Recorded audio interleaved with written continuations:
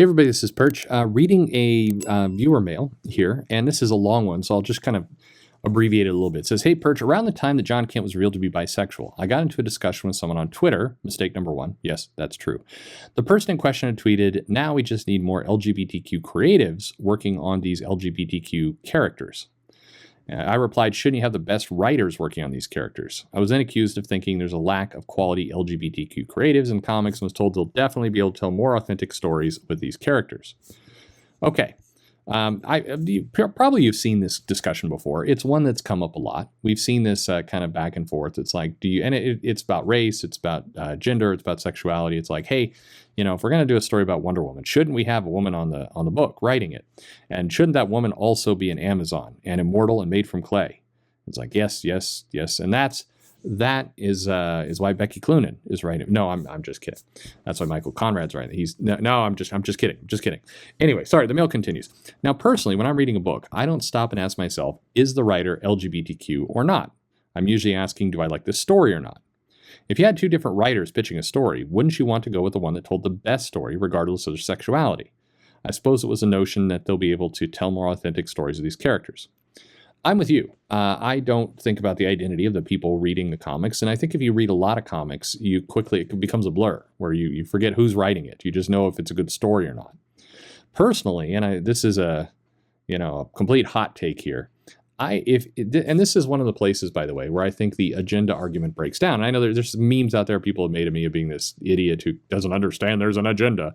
But look, if your agenda is to create a top-selling book featuring, say, a trans character, wouldn't you put, I don't know, who are we talking about right now? Donny Cates and Art Adams. Like, to say, Art Adams, we're going to pay you a bunch of money, and you're going to do this 30-page story about this trans character. Wouldn't you put the biggest names possible in that book, knowing that that's how comic books are currently ordered and sold? It's not solicitation. It's not the fact that you have a trans character or a Latino character, whatever it might be. It's the fact that there's some huge names in comics. So if you had an agenda to actually push this stuff and force people to read it or basically push its popularity, wouldn't you be stacking your top talent, the ones that automatically sell out on those books? That would be a smart agenda. They don't do that. They put relatively no-name people on these books. They don't sell particularly well because they get none of the advantage or opportunity of those names. It has to kind of stand on its own. And frankly, no comic, whether in any form, when it's got a no-name creator on it, tends to do very well. That's just how it works in comics. Now, you could say, by the way, and fair enough, you could say, well, it's still an agenda, just the people who are making that agenda are idiots. And okay, that's touche. That could be. Anyway, the mail goes on. So we've got characters who are practically demigods. People interact with the most advanced artificial intelligence one can imagine. Heroes who can lift tons above their head without breaking a sweat. People who run marathons over rooftops each and every night. Heroes and villains who travel from one end of the galaxy to the other. And we have heroes who can see despite being blind, aliens, Amazons, android shapeshifters, etc. But when it comes to sexuality, we have to draw the line for authenticity. And it's not just sexuality, like you've seen, if they have a black character, they want to have a black writer on the book, and same with Latino or indigenous people or Asian characters. That's how the companies are currently thinking. Again, I don't know that this makes a lot of sense, but we'll get to more of that in a moment. The mail continues, I can understand wanting LGBTQ characters to be treated respectfully. I'm 100% for that. I don't want characters that are stereotypes.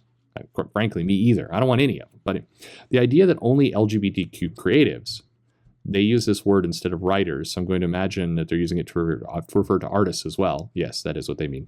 Should handle LGBTQ characters. God, I'm going to just say queer here because that's going to be...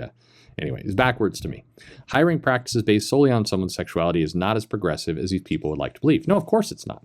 I mean, you can make an argument. People are making that argument. I think in 5 years, a lot of this stuff's going to age really badly where it's going to be bigoted. It's going to come across as extremely bigoted to say, and it's not going to be like this parade of white men who are going to show up with protest signs saying, you prevented us work by, making the writer of Blade had to be a black man. It's not going to be that.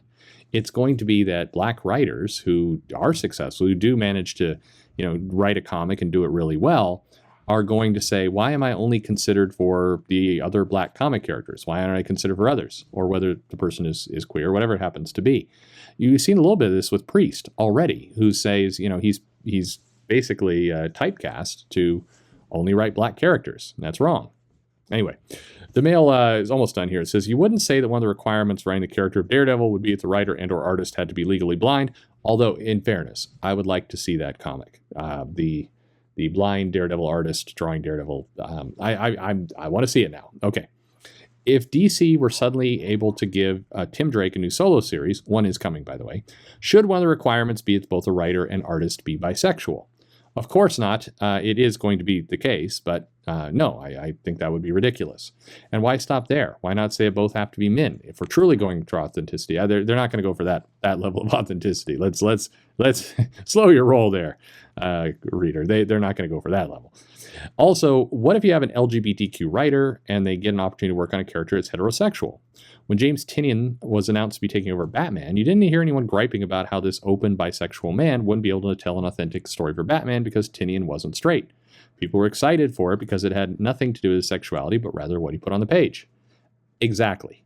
This is what's going to topple this whole thing. This is why this is a short period of time we're living through that will evaporate, because what you're going to see happen is you're going to see people like Tynion, who is bisexual, openly queer, and you'd be insane not to put Tynion on Batman. If Tynion suddenly signed an exclusive agreement with Marvel, then what do you think what should they do with Tynion? Should they put him on Captain America? Should they put him on Spider-Man? Or should they be like, well, sorry, you're going to have to go to this North Star series that we're doing over here, or you're going to have to be on Iceman. I'm sorry, I know he's gay, not bisexual, but close enough for you, because that's where you're going to go. No, of course not. Tynion is a superstar writer. They're going to put they're going to put Tynion on a big book, and they should, because Tynion sells books. That's the whole point here. I think, by the way, I think that you could make an argument years ago, decades ago, where you said, okay, we don't have at the moment superstar, named queer writers. We don't have them. So, we're going to have to, we want to give some people some opportunities. I think you can make an argument for that, but today you do. You have plenty of, Al Ewing is, I think he's admittedly bisexual. Again, you have big writers you're going to put on big books. The idea of saying, sorry, you just have to write the one with the gay people. No, that would be stupid. It'd be a stupid business decision. And that's where all this will ultimately fall apart, when all the writers are gay. No, I'm kidding. I'm kidding. Please, not going to get all those black pilled comments now. Anyway, also, who is reading comics for the authentic LGBTQ experience? That's a great question. When I read a story about Superman, be it Clark or John, I want a good story where Superman saves the day. Maybe it's just me personally. I think the character's sexuality should be a minimal part of the story. I tend to agree. I think, look, if you're writing a Superman story or the Superman comic, and you want to do an issue where like Superman and Lois go off on vacation, they're just trying to have some, alone time with the two of them, and there's been lots of romance, lots of kissing, but they're always getting interrupted by, I don't know, Metallo shows up and starts blowing up Sandals Beach Resort or whatever's going on. That's fine. I think you can have the character's sexuality as part of the story, but I think it's part of the story. The sexuality is not the story. It's part of a story. Does that make any sense? Like, it can't just be, that other video I did, it can't just be the headline. It can't be that step one and then there's nothing else. I think generally speaking, people come to comics to read stories, to get some entertaining, exciting thing to themselves. And so if you're going to take the comic and you're going to boil it down to a one-dimensional kind of aspect of the character, it's not going to do well. People don't, want that. And so it to the mail writer, and this, I agree with everything that's being said here. Yeah, you're right. Then if you're trying to tell an authentic, here's the other thing. This argument of, you have to have an authentic, whether it's LGBTQ writer or black writer or Asian writer, etc., to write this story, that feels insulting to the other writers. It's basically saying, hey, Chris Claremont, you're too stupid to go and research what it means to portray an authentic African experience. So you can't write Storm anymore because you don't know what an authentic African experience is, and you're incapable of going to get it. There's a lot of writers out there and who are capable of doing research, capable of getting in and making an authentic story, and they should be definitely allowed to write those stories. I mean, are you going to go to Wheezy and are you going to tell Louise Simonson, you're going to say, sorry, you can't write rich, Warren Worthington because you're neither male or super wealthy, and so you have no context here. Sorry, you can't do it. Hey, Richter, Latino Richter, who's also gay. Sorry, you can't write Richter. I know you tried to in X Factor, but you didn't write an authentic experience, and you're absolutely incapable of writing it in a good way. Yes, there are hack writers out there. Definitely, there are hack writers out there who think that the way to write a Latino character is to have the character go essay over and over and over again. We saw that with America Chavez, with a writer that clearly did not know how to write the Latino kind of experience in the comic, and went for what felt like a Google Translate level understanding of those characters. I do think you should keep writers like the writer of the America Chavez series from a few years ago away from writing Latino characters because they clearly do not know how to write them.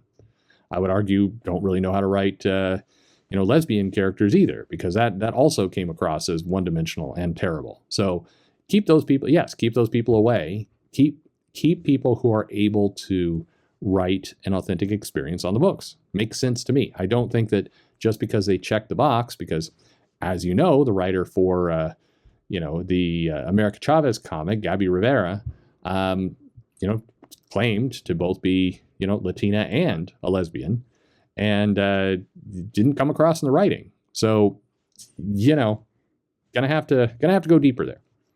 The mail concludes, the story and the characterization is meat and potatoes. The character's sexuality is a little bit of parsley. It gets put on at the end, a little bit of garnish. I don't completely agree with that. I think it can be core to the story. I just don't think that alone can't hold the story. Having a whole plate of scarce parsley wouldn't make for much of a meal.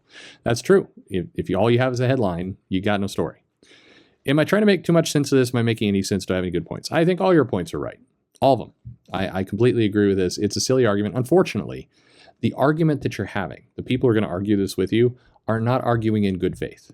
They are arguing basically to...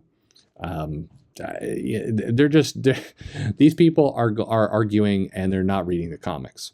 They want to check the box that the solicitation and whatever tweet by the creators align to their belief of what the comic should contain. Beyond that, they're not buying that comic. They're not reading it. They're definitely the story. What story? That's what's happening. So unfortunately, the entire argument is on false premises anyway. The people that argue this point are not consumers of the comic. So it becomes a pointless argument for you. No rational person could argue, hey, we should get a really good writer to write this character strategically. Again, if you're doing an agenda, it would make sense to get a really good writer or really big name writer to write these things to push them harder. No one would argue that that's a bad idea. And I also think it becomes a straw man type argument when people are saying, oh, when you say get a good writer, that means exclude the LGBT. No, it doesn't mean that. Again, you can point to James Tynion. You can point to Al Ewing. Both of them seem to be able to tell a pretty damn good story. And they both are big names who can sell a lot of books. So, yeah. Get one of them. Right now in comics, Tynion's going to be in your top 5, right? Even people are kind of tired. I don't like Fear State either, but even people who are kind of tired of his current Batman run, if you're creating a dream roster, if you were able to make your own comic company, Tynion's going to, and not about what you like, but about what you think is going to sell the best in the market. And you can't cheat by throwing in I want to take Jim Shooter from the mid '80s, and he's going to throw him on a comic. No, I'm talking with current attention. Tynion's going to be on your list. Ewing probably is on your list. It's going to be in the top 10. Now, People might not want to choose Ewing because he seems like a douche, but that's a different story. Again, if you're trying to go with just people who move numbers, you've got people who move numbers who are part of the LGBTQ community. So therefore, let's stop with this false argument of, hey, when you say the best, you're trying to exclude people. No, again, yeah, you get the idea. Anyway, what do you think of all this? I agree with, thank you for sending the letter. Completely agree. Appreciate those thoughts. Interested to hear yours. And everybody, thanks for listening.